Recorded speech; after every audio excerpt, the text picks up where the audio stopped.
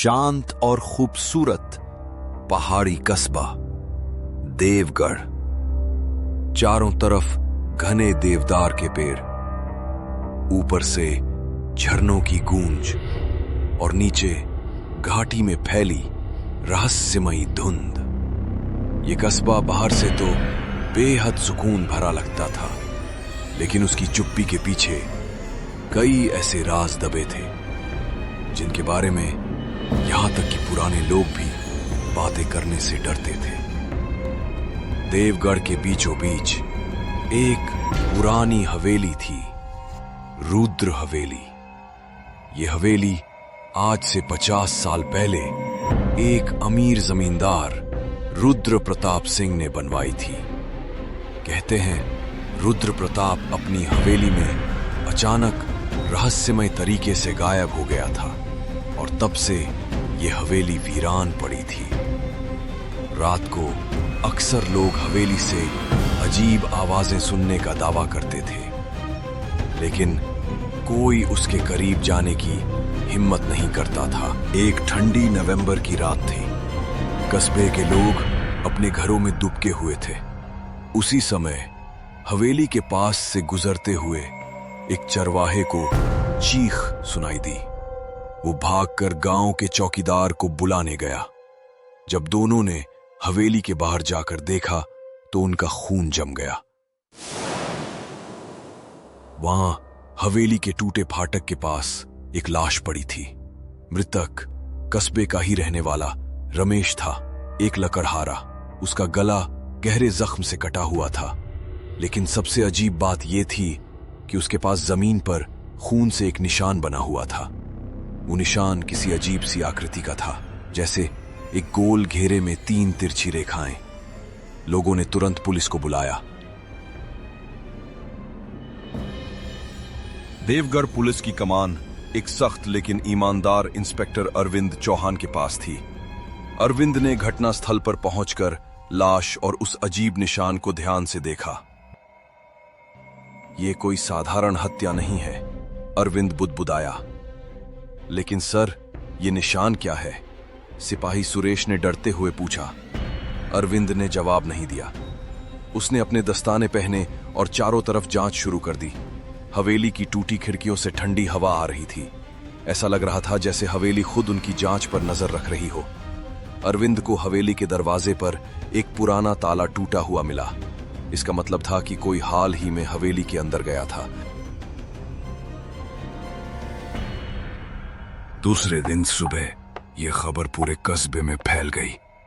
खबर मिलते ही कस्बे में रहने वाली एक युवा पत्रकार रिया मेहरा भी मौके पर पहुंच गई। रिया एक जुझारू और निडर लड़की थी। वो दिल्ली से पढ़ाई करके अभी अभी देवगढ़ लौटी थी और एक लोकल अखबार में काम कर रही थी। रिया को बचपन से ही रहस्यमयी कहानियों और अनसुलझे राजों में दिलचस्पी थी। उसने इंस्पेक्टर अरविंद से पूछा, सर, क्या ये हत्या किसी पुरानी दुश्मनी का नतीजा हो सकती है? अरविंद ने उसे घूरते हुए कहा, पत्रकार लोग हमेशा सनसनी ढूंढते हैं, अभी जांच चल रही है। लेकिन रिया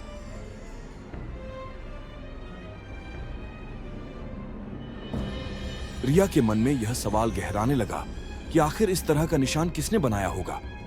जवाब ढूंढने के लिए वह कस्बे के पुराने और अनुभवी शख्स से मिलने पहुंची, रिटायर्ड डीएसपी जगदीश राणा। जगदीश राणा एक सख्त मगर समझदार बूढ़ा आदमी था।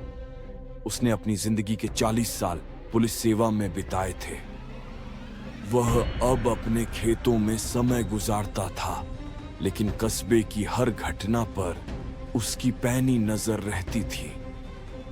रिया ने उनसे पूछा, राणा साहब, क्या आपने कभी ऐसा निशान देखा है?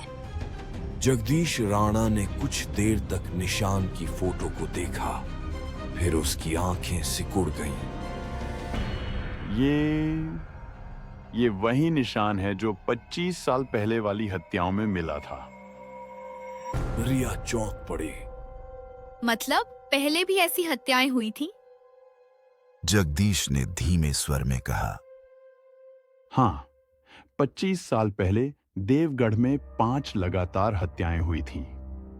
हर हत्या के बाद यही निशान मिलता था, लेकिन हम कभी कातिल को पकड़ नहीं पाए। उस समय लोगों ने कहा था कि हवेली शापित है और अचानक हत्याएं बंद हो गईं।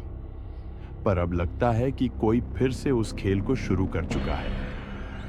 जगदीश की बात सुनकर रिया सिहर उठी, लेकिन उसके पास ज्यादा सोचने का वक्त नहीं था, क्योंकि उसी रात कस्बे में दूसरी हत्या हो गई। इस बार शिकार बनी एक स्कूल टीचर मालती। उसकी लाश स्कूल के पीछे जंगल के रास्ते में मिली और उसके पास जमीन पर फिर वही खून का अजीब निशान बना हुआ था। गांव में खौफ फैल गया।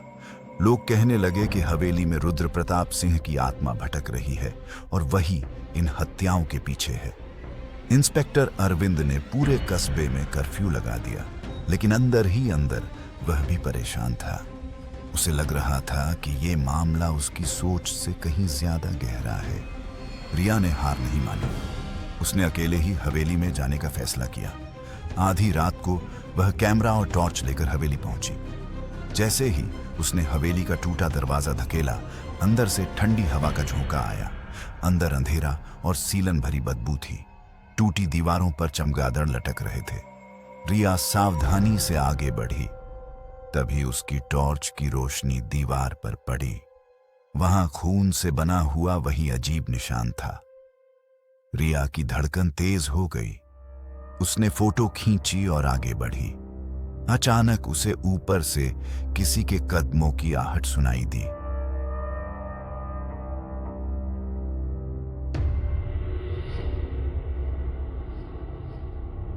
रिया चीखी, कौन है वहां?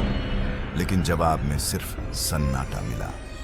जब वह सीढ़ियां चढ़कर ऊपर पहुंची तो उसे एक पुरानी अलमारी के पीछे छिपा हुआ कागज का टुकड़ा मिला। उस पर कुछ लिखा था, अगला शिकार चुना जा चुका है। रिया के हाथ कांप उठे। तभी पीछे से एक आवाज आई,